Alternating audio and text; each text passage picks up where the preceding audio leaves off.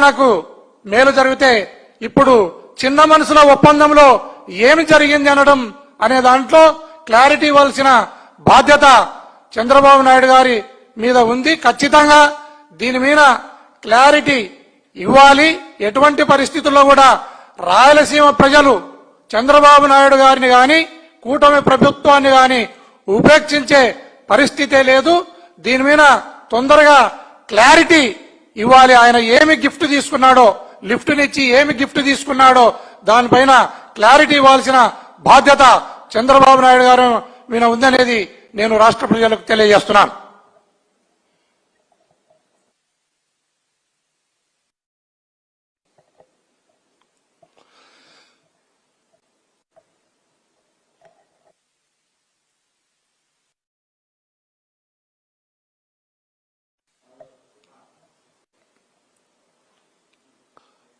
ఈరోజు ఈ వారెంట్ అనేది నేను